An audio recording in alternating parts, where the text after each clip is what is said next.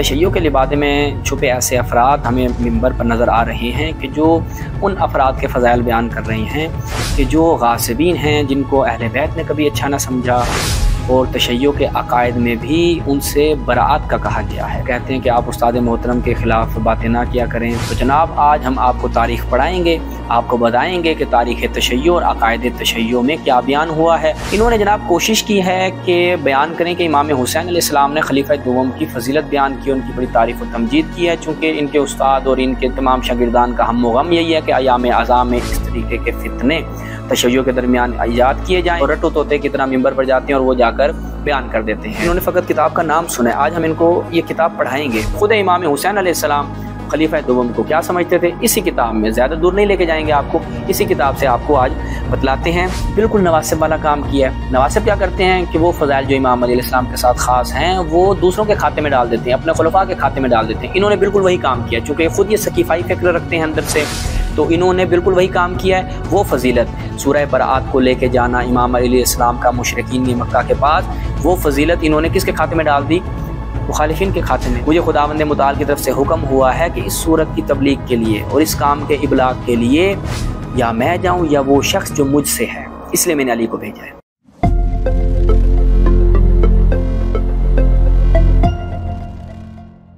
بسم اللہ الرحمن الرحیم۔ السلام علی الحسین وعلی علی ابن الحسین وعلی اولاد الحسین وعلی اصحاب الحسین۔ ناظرین، ایام اعزاء ہیں، عزاداری امام حسین علیہ السلام کے دن ہیں، تو ان ایام میں تمام تشیع کا جو ہم و غم ہوتا ہے وہ ذکر سید الشہداء کرنا، فضائل امام حسین بیان کرنا، ان کے اصحاب کا ذکر کرنا۔ لیکن تشیع کے لبادے میں چھپے ایسے افراد ہمیں منبر پر نظر آ رہے ہیں کہ جو ان افراد کے فضائل بیان کر رہے ہیں کہ جو غاصبین ہیں، جن کو اہل بیت نے کبھی اچھا نہ سمجھا، اور تشیع کے عقائد میں بھی ان سے براعت کا کہا گیا ہے۔ سب سے پہلے چلیں ہم ان کی گفتگو ملاحظہ کرتے ہیں بغیر تمہید کے، چونکہ آج ہم ایک ایک ان کی بات کا رد کریں گے، اور بالخصوص وہ افراد کہ جو ان کے ہم فکر ہیں اور ان کے پیچھے چلنے والے لوگ ہیں اور کہتے ہیں کہ آپ استاد محترم کے خلاف باتیں نہ کیا کریں۔ آپ مجبور کرتے ہیں کہ جب آپ ان ایام اعزاء میں ذکر سید الشہداء کرنے کے بجائے ایسے افراد کا ذکر کریں گے اور تشیع کے نوجوانوں کے عقائد کو ضعیف اور سست کرنے کی کوشش کریں گے تو حتماً آپ کو جواب دیا جائے گا۔ سب سے پہلے ان کی وہ ابتدائی بات جو انہوں نے کی وہ ذرا ملاحظہ فرمائیں، اس کے بعد انشاءاللہ ہم ان کی ایک ایک بات کا جواب دیں۔ کردار، یہ ایک پرسنالٹی نہیں، ایک شخص نہیں ہے۔ اب یہاں پہ یہ نہیں کہ ہم شروع ہو جائے کہ ان پہ لعنت کریں، نا، یہ کردار ہے۔ یہ کردار آپ کو اپنے سامنے نظر آتے ہیں آج۔ اگر تاریخ پڑھی ہوتی تو آج کنفیوز نہیں ہوتے، فوراً پتہ چلتا کہ کون کیا ہے، کس کا موقف کیا ہے۔ ابھی ابا عبداللہ نے دیکھے خلیفہ دوم کی فضیلت بیان کی کہ حق کو باطل کے مارکے میں وہ حق کا ساتھ دیتا، وہ میرے ساتھ ہوتے۔ بنائے نا، آپ کلپ بنائے نا امام حسین کے خلاف، آپ نکالے نا ویڈیو۔ آپ استاد محترم کے خلاف تو نکالتے رہتے ہو بیٹھ کے، اب امام حسین کے خلاف نکالیں آپ۔ یہ تو موسوعات کلمات حسین میں صاف روایتیں لکھی ہوئی ہیں، مستند شیخ مفید کی کلیئر لکھی ہوئی ہے، اب نکالیں آپ۔ شیخ مفید کے خلاف نکالنے چلے، امام حسین کو بخش دیں آپ کہ یہ کیا بات ہوئی، کیسے فضائل بیان کیے۔ جس کی جو خوبی ہے وہ خوبی ہے، ضروری تو نہیں ہے کہ ایک انسان کے اندر ہر چیز بری ہوتی ہے، یہ تو نہیں ہے۔ جو اچھائی ہے وہ اچھائی ہے۔ اگر ہر چیز بری ہوتی تو رسول اللہ اپنے ساتھ کیوں رکھتے ان کو؟ کیوں رسول اللہ نے سورہ براءت ان کے ہاتھ میں دی کہ جائیں؟ اگر ہر چیز آپ کہتے ہو بری تھی ان کے اندر تو رسول اللہ نے اتنا برا انتخاب کیا کہ تو آپ رسول اللہ کی شخصیت کو مجروح کر رہے ہو معاذ اللہ۔ یہاں پر اگر اتنی بری تھی تو کیوں شادی کی رسول اللہ نے؟ آپ رسول اللہ کو معاذ اللہ کیا سمجھتے ہو؟ کم عقل سمجھتے ہو؟ یہ سمجھتے ہو آپ کہ آپ اتنی لعنتیں کرو، اتنا رگڑا لگا دو، جیسا معاذ اللہ رسول اللہ کو تو کچھ بھی پتہ نہیں تھا۔ یہ تو پڑھ رہے ہیں نا، امام حسین کہہ رہے ہیں، یہ بات پڑھ رہے ہیں، فضائل بیان کر رہے ہیں کہ وہ ہوتا تو کبھی یہ کام نہیں کرتا، وہ یزید کے خلاف قیام کرتا، میرے ساتھ ہوتا وہ۔ یہ بڑی بات ہے یہ۔ اب کریں نا بات آپ آ کر یہاں، اگر ہم کریں، تاریخ بیان کریں تو آپ کہتے ہو کہ آپ کی نسل جو ہے، آپ کے آباء و اجداد جو ہیں وہ شیعہ نہیں ہیں، آپ شیعہ نہیں ہو، تو پھر امام حسین پہ بھی یہی اعتراض کرے نا کہ ان کے بھی آباء و اجداد شیعہ نہیں تھے۔ آئے ثابت کریں ان کا بھی کوئی اور نام تھا، امام حسین کا یہ کوئی اور تھے، ان کا پرانا نام کوئی اور تھا، بتائیں نا آ کر کے۔ جی آپ نے ملاحظہ کیا، ناظرین کہہ رہے ہیں کہ اگر تاریخ کو پڑھا گیا ہوتا، اگر تاریخ کو پڑھتے تو کیا ہوتا جی، آپ کی کنفیوژن دور ہو جاتی کہ کون کیا تھا۔ تو جناب آج ہم آپ کو تاریخ پڑھائیں گے، آپ کو بتائیں گے کہ تاریخ تشیع اور عقائد تشیع میں کیا بیان ہوا ہے، اور کتب کی جو اساسی کتب ہیں ان میں کیا بیان ہوا ہے، اور جو آپ نے بیان کیا ہے اپنے اس کلپ میں وہ سب کیا ہے، فاسد ہے، اور تشیع کا اس سے کوئی تعلق نہیں ہے۔ انہوں نے جناب کوشش کی ہے کہ بیان کریں کہ امام حسین علیہ السلام نے خلیفہ دوم کی فضیلت بیان کی، ان کی بڑی تعریف و تمجید کی ہے، چونکہ ان کے استاد اور ان کے تمام شاگردان کا ہم و غم یہی ہے کہ ایام اعظام میں اس طریقے کے فتنے تشیع کے درمیان ایجاد کیے جائیں۔ بالکل یہ وہی روش اپنائے ہوئے ہیں۔ سب سے پہلے چلتے ہیں ان کے استاد محترم کا کلپ سنتے ہیں، پھر اس کے بعد ان کا۔ امام حسین علیہ السلام نے عبداللہ ابن عمر خلیفہ دوم کے جو فرزند تھے، اور مکہ میں امام حسین علیہ السلام سے کافی مذاکرات کیے، امام حسین علیہ السلام کو نصیحت کرتے، منع کرتے اور اظہار ہمدردی کرتے۔ امام علیہ السلام نے ایک جملہ کہا جو میں پہلے مجالس میں پڑھ چکا ہوں۔ امام علیہ السلام نے فرمایا کہ اے ابن عمر، اگر آج تیرا باپ ہوتا موجود اور میں قیام کرتا، مزاحمت کرتا، تو وہ تیرے جیسا عمل نہ کرتا بلکہ وہ میرے اقدام کی تائید کرتا، وہ میرے تابع ہوتا، وہ میرا پیروکار ہوتا۔ جی آپ نے ملاحظہ کیا ان کے استاد محترم نے وہی روایت پڑھی جو یہ صاحب بیان کر رہے ہیں، اور انہوں نے چونکہ کبھی کتب کی طرف رجوع نہیں کیا، نہ انہوں نے کبھی پڑھا ہے تشیع کی کتب کو، تو انہیں نہیں معلوم جو ان کے استاد نے جمعے میں بیان کر دیا، جو ان کے استاد نے اپنی تقریروں میں بیان کیا، من نوان یہ اس کو رٹ لیتے ہیں اور رٹو طوطے کی طرح ممبر پر جاتے ہیں اور وہ جا کر بیان کر دیتے ہیں۔ اب چلتے ہیں کہ جو یہ روایت بیان کر رہے ہیں اور جس سے یہ ثابت کرنا چاہ رہے ہیں کہ امام حسین علیہ السلام نے خلیفہ دوم کی، چونکہ یہ لفظ خلیفہ بول رہے تھے، تو اسی طرح خلیفہ دوم کی کیا کوئی فضیلت بیان کی ہے یا نہیں کی، ملاحظہ کرتے ہیں۔ سب سے پہلے اس کتاب کو آج ہم یہ انہوں نے فقط کتاب کا نام سنا ہے، آج ہم ان کو یہ کتاب پڑھائیں گے کہ جناب یہ کتاب پڑھیں۔ آپ نے ہمیں یقین ہے کہ اس کتاب کی طرف کبھی رجوع نہیں کیا۔ ناظرین ملاحظہ فرمائیں، موسوعۃ کلمات امام حسین علیہ السلام یہ کتاب ہے، دارالمعروف سے یہ کتاب چاپ ہوئی ہے۔ ہم چلتے ہیں پہلے اس کتاب کا مقدمہ پڑھتے ہیں، جہاں سے ہمیں یہ چیز واضح ہو جائے گی کہ اس کتاب میں جو بھی چیز لکھی گئی ہے کیا وہ شیعت کا عقیدہ ہے، کیا شیعت کے اوپر ان کلمات سے احتجاج اور ان کلمات سے تشیع کے اوپر دلیل قائم کی جا سکتی ہے یا نہیں کی جا سکتی۔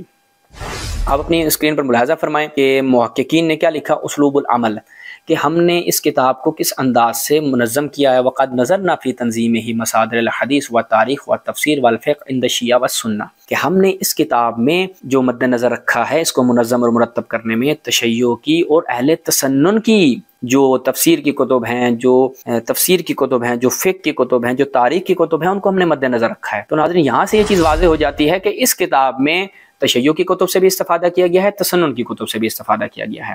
کیوں؟ چونکہ عنوان اس کتاب کا کیا تھا، موسوعۃ کلمات الامام الحسین علیہ السلام، یعنی امام حسین سے منسوب جو بھی کلمات ان کو ملے ہیں انہوں نے اس کتاب میں جمع کر دیے۔ مزید محققین نے کیا لکھا ہے، اس سے آگے 3 صفحے جب ہم مزید جاتے ہیں تو کیا لکھا، قیمت المجموعہ من حیث السند، کہ سند کے اعتبار سے جب ہم سندی بحث کرتے ہیں اس کی کیا حیثیت ہے، جو اس مجموعے میں ہم نے چیزیں ذکر کی ہیں، تو وہ کہتے ہیں مؤلفین نے کوشش کی ہے، سعى المؤلفون الى نقل الاحادیث کما ہی فی المصادر، جیسے انہیں مصادر میں روایات ملی انہوں نے ویسے اس میں نقل کر دیا، ولم یغیروا فیہا شیئا، اور اس میں کسی چیز کی کوئی تبدیلی نہیں کی، ساتھ اس کے کہ یہ احتمال تھا کہ ناسخین نے بعض موارد میں خطا کی ہے۔ ہدف کیا تھا، فالہدف ہوا جمع کل الکلام المنسوب الی الامام، کہ ہر اس کلام کو جمع کیا جائے جو امام حسین علیہ السلام سے منسوب ہے، ساتھ اس کے کہ بعض چیزیں اس میں ضعیف یا مردود بھی ہیں، یعنی اگر تحقیق کی جائے تو وہ بعض چیزیں ضعیف ہیں اور مردود ہیں، اصلاً اس کو رد کر دیا جائے گا اور اس میں بحث کی جائے گی اور اس میں تحقیق کی جائے گی، لیکن پھر بھی ہم نے اس کو نقل کیا ہے۔ اب یہاں سے یہ چیز واضح ہوتی ہے کہ اس کتاب کی ہر چیز قابل احتجاج اور قابل استناد نہیں ہے۔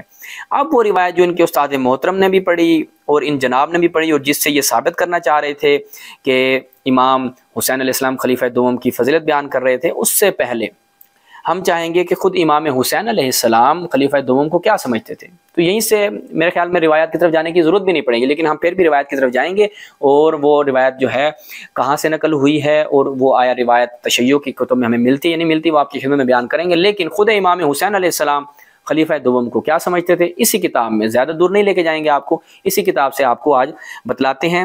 اسی کتاب میں جب ہم چلتے ہیں صفحہ نمبر 116 پہ، اعتراض ہو، یعنی امام حسین علیہ السلام کا اعتراض علی عمر کے اوپر کیا اعتراض کیا۔ جب امام حسین علیہ السلام نے حضرت عمر کو دیکھا کس پر، ممبر رسول پر ہے اور خطبہ دے رہے ہیں، تو امام حسین علیہ السلام نے کیا عمل کیا؟ یہ روایت ناظرین آپ کو بہار الانوار میں بھی ملے گی، احتجاج تبرسی میں بھی ملے گی، یہ روایت آپ کو مالی شیخ توسی میں بھی ملے گی، آپ جا کر وہاں پر بھی دیکھ سکتے ہیں۔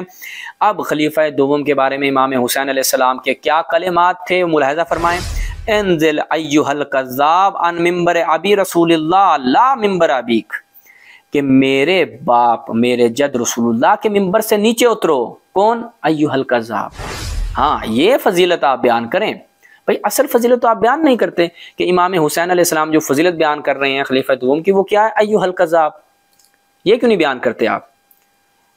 تشیع کے نوجوانوں کو اگر آپ بتلانا چاہ رہے ہیں، اگر آپ کو خلیفہ دوم کی کوئی چیز بیان کرنی بھی ہے تو یہ بیان کریں جو تشیع کی بنیادی کتب میں ہے کہ امام حسین علیہ السلام خلیفہ دوم کو کیا سمجھتے تھے۔ تو مومنین یہاں سے یہ چیز واضح ہو جاتی ہے کہ امام حسین کے نزدیک خلیفہ، ان کے خلیفہ دوم، ان کے بھی خلیفہ دوم ہیں، وہ ان کے خلیفہ دوم چونکہ یہ خود جو ہیں وہ ظاہری طور پر شیعت کا لبادہ اڑے ہوئے ہیں لیکن اندر سے یہ خود سقیفائی فکر رکھتے ہیں، تو ان کے خلیفہ دوم جو ہیں ان کو امام حسین یہ سمجھتے تھے جو آپ نے اپنی اسکرین پر ملاحظہ کیا۔ اس کے بعد ہم چلتے ہیں، جناب نے جو روایت پیش کی تھی وہ روایت اسی کتاب میں صفحہ نمبر 308 پہ موجود ہے۔ روایت طولانی ہے، پیچھے سے چلتی آ رہی ہے کہ امام حسین جو ہے وہ ابن عباس سے اور عبداللہ ابن عمر سے جو گفتگو کرتے ہیں وہ تفصیل سے ہے۔ پھر امام حسین علیہ السلام اب عبداللہ ابن عمر کو کیا کہتے ہیں؟ لو ان ابا کا، یہ عبارت دیکھیں جو یہ پڑھ رہے تھے جناب، لو ان ابا کا عمر بن الخطاب ادرک زمانی لا نصرنی کا نصرت ہجتی۔ اب یہاں پر امام حسین یعنی الزامی طور پر کس کو؟ خلیفہ دوم کے بیٹے کو کہہ رہے ہیں کہ تم میری نصرت سے گریز کر رہے ہو، تم میرے قیام کے مخالف ہو، تم میرے جانے کے مخالف ہو۔ یہ اپنی جگہ پر ایک بحث ہے کہ عبداللہ ابن عمر کا کیا کردار تھا اس زمانے میں۔ امام حسین علیہ السلام جب جا رہے تھے کربلا تو عبداللہ ابن عمر کہاں پہ سٹینڈ کرتے تھے، یہ ایک اپنی جگہ پر تاریخی بحث ہے، انشاءاللہ اس کو ہم الگ سے ڈسکس کریں گے۔ تو یہاں پر یہ چیز مد نظر رکھیں کہ امام حسین اس کو الزامی طور پر کہہ رہے ہیں کہ تم میری مدد سے گریز کر رہے ہو، تم میرے ساتھ چلنے سے گریز کر رہے ہو اور مجھے روک رہے ہو۔ اگر تمہارا باپ موجود ہوتا اس وقت جس طرح اس نے رسول اللہ کی نصرت کی تھی تو وہ میری نصرت کرتے ہیں۔ ہم اس کے متن کو تب قبول کریں جب یہ متن ہماری کتب میں آئے، جو آپ یہ متن پیش کر رہے ہیں، جو آپ یہ حدیث پیش کر رہے ہیں۔ تو یہ آپ نے متن پیش کیا تھا تو ہم نے امانتاً وہ متن آپ کی خدمت میں پڑھ دیا، لیکن یہ متن ہمارے لیے قابل استدلال نہیں ہے، اس پر آپ تشیع کو ملزم قرار نہیں دے سکتے اور تشیع کے اوپر دلیل قائم قطعاً نہیں کر سکتے، نہ آپ کر سکتے ہیں نہ کوئی اہل سنت کر سکتا ہے۔ کیوں؟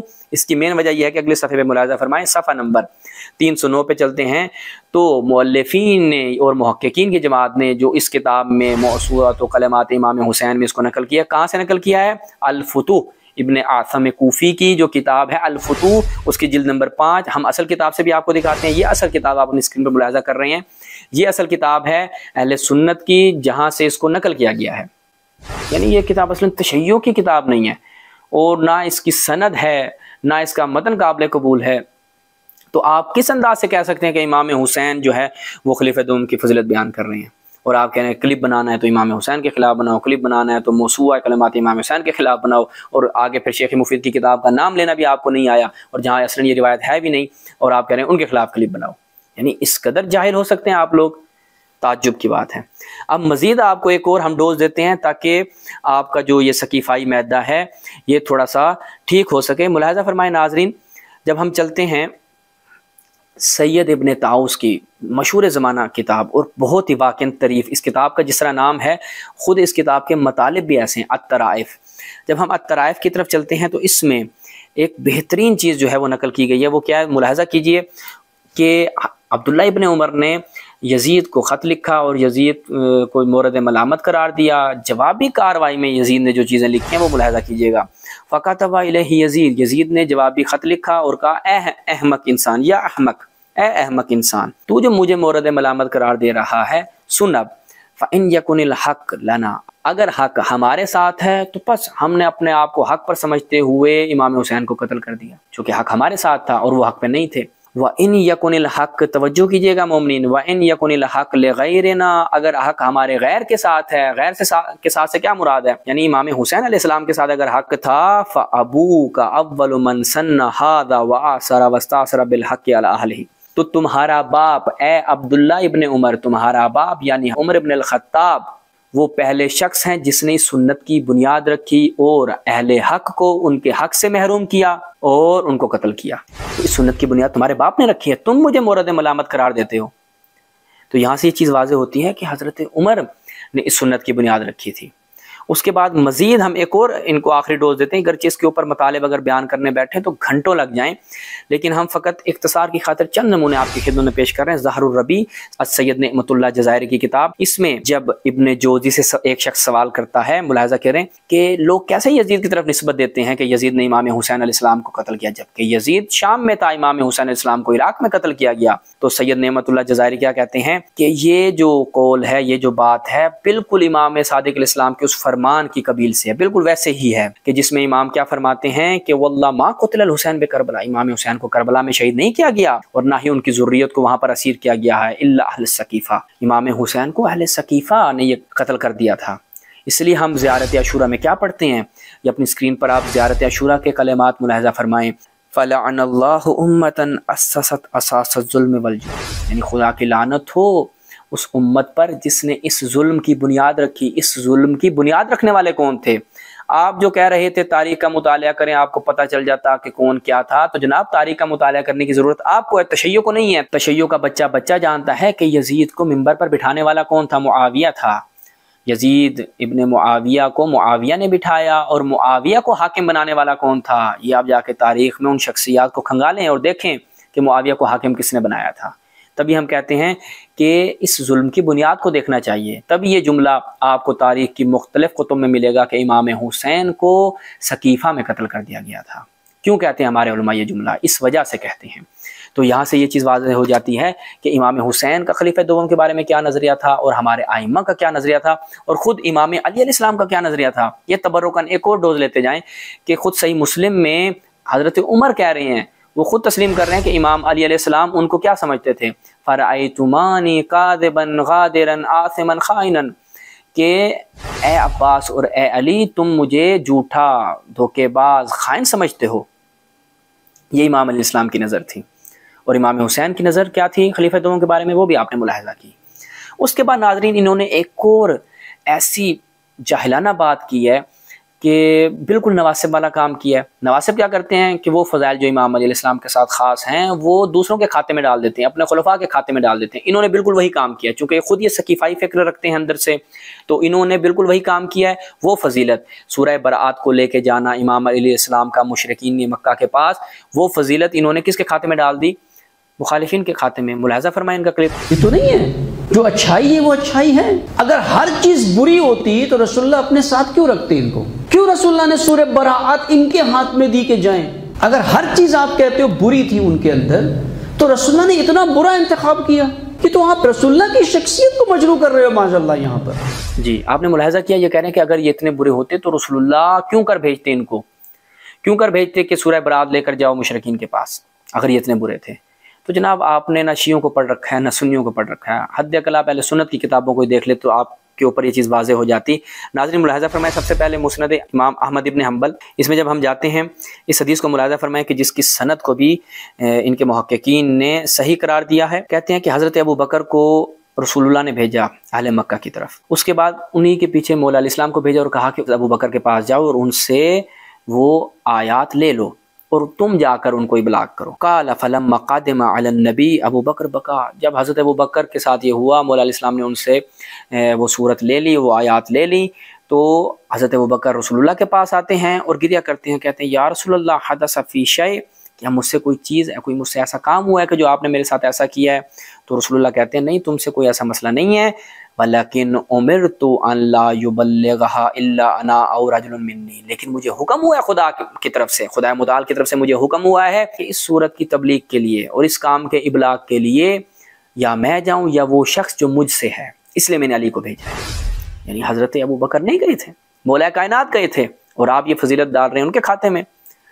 اس کے بعد ناظرین ایک اور کتاب سنن نسائی، امام نسائی نے بھی اسی روایت کو نقل کیا اور زیادہ واضح طور پر وبعث ابا بکر بصورت توبہ، حضرت ابو بکر کو اس صورت کے ساتھ بھیجا گیا، وبعث علی خلفہ، اور مولا کائنات کو پیچھے بھیج دیا گیا اور کہا ان سے جا کر وہ لے لیں، اور کہا لا یذهب بها، یعنی اس کے ساتھ کون جائے گا؟ رجل، ایک ایسا شخص جائے گا، رجل ہوا منی و انا منہ، یعنی وہ شخص جا سکتا ہے جو مجھ سے ہے اور میں اس سے ہوں. یعنی یہ ایک ایسی فضیلت ہے، ایک ایسا امتیاز ہے جو خاص ہے مولا کائنات کے لیے، اور یہ ثابت کرتی ہے روایت کہ مولا کائنات ان خلفاء پر افضل ہیں. اب دلچسپ بات ہے، اگرچہ یہاں پر ہماری بات مکمل ہو جاتی ہے، لیکن یہ چیز ہمیں اہل سنت کے سامنے جو ہے وہ پیش کرنی چاہیے.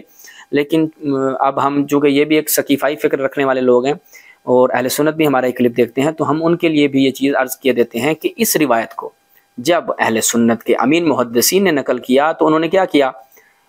حضرت ابوبکر کا نام ہٹا دیا. ملاحظہ کریں کتاب فضائل الصحابہ امام احمد ابن حنبل الجزء الثانی دوسری جلد، وہی روایت بعث فلانا بسورۃ توبہ، یعنی فلاں شخص کو بھیجا گیا سورہ توبہ کے ساتھ کہ سورہ توبہ لے کر جاؤ.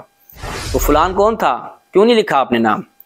کس چیز سے گھبراتے ہیں کہ آپ اگر حضرت ابوبکر کا نام لکھتے؟ چونکہ آپ کو معلوم ہو جاتا، چونکہ اہل سنت کے محدثین کو یہ معلوم تھا کہ اگر یہاں پر ہم نام لکھتے ہیں تو یہ چیز واضح و روشن ہو جائے گی کہ جس شخصیت کو ایک صورت کی تبلیغ کے قابل اللہ اور اس کے رسول نے نہیں سمجھا، کیا پورے دین کی تبلیغ کے قابل سمجھیں گے؟ تو آپ کو معلوم ہو گیا کہ یہاں پر گڑبڑ ہے، یہاں پر کام خراب ہوتا ہے. تو آپ نے حضرت ابوبکر کا نام نکال کر لفظ فلان ایڈجسٹ کر دیا.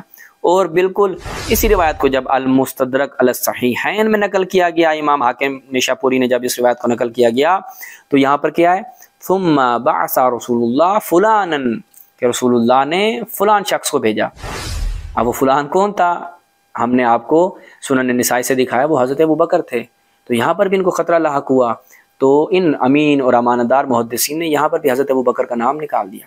تو یہاں سے یہ چیز واضح ہو جاتی ہے کہ یہ جو فضیلت ہے سورہ برات لے کر جانے کی، یہ فقط اور فقط امام علی علیہ السلام کے ساتھ خاص ہے. اور یہ جناب کیا ہیں؟ جھوٹ بول رہے تھے اور اپنی جہالت کا نمونہ آپ کے سامنے پیش کر رہے تھے. مومنین یہاں پر ہم اس کو اختتام کرتے ہیں اور تمام مومنین سے گزارش کریں گے کہ ایسے افراد کی مذمت کریں، جتنا ہو سکے ان کو اپنے سے دور رکھیں، نوجوان ان سے دور رہیں، چونکہ یہ نوجوانوں کے عقائد کو فاسد کر رہی ہیں اور تشیع کی تاریخ کو مسخ کر پیش کرنے کی کوشش کر رہے ہیں. بالکل وہی کام کریں جو امام حسین علیہ السلام نے خلیفہ دوم کے ساتھ کیا. جب آپ ایسے افراد کو ممبر پر دیکھیں، چونکہ یہ جب اپنے استاد کی تقریریں رٹ کر جاتے ہیں ممبروں پر تو وہی چیزیں جا کے پڑھتی ہیں، ان کو اور تو آتا جاتا کچھ نہیں ہے، وہی چیزیں جا کے پڑھتے ہیں. اور جب آپ ان کو ممبر پر ایسی چیزیں پڑھتے ہوئے دیکھیں تو وہی کام کریں جو امام حسین نے کہا کہ این دل نیچے اترو میرے جد کے ممبر سے ایھا الکذاب. چونکہ یہ جھوٹ بول رہے ہوتے ہیں تو آپ ان کو بھی جھوٹا خطاب کیا کریں اور کہا کریں کہ اے جھوٹے شخص ممبر سے نیچے اترو. یہ سید الشہداء کا ممبر ہے، یہ امام حسین کا ممبر ہے. ایام اعظام اگر تم نے بیان کرنا ہے تو فضیلت امام حسین بیان کرو، ذکر سید الشہداء کرو، ان کے اصحاب کا ذکر کرو. تم کیا جھوٹی روایات لے کر، جھوٹے اپنے عقائد لے کر تشیع کے اوپر ان کو مسلط کر رہے ہو اور کہہ رہے ہو کہ جناب امام حسین علیہ السلام فلاں فلاں کی فضیلت کے قائل تھے. خداوند متعال آپ تمام مومنین کو ایسے فتنوں سے محفوظ رکھے. والسلام علیکم ورحمۃ اللہ.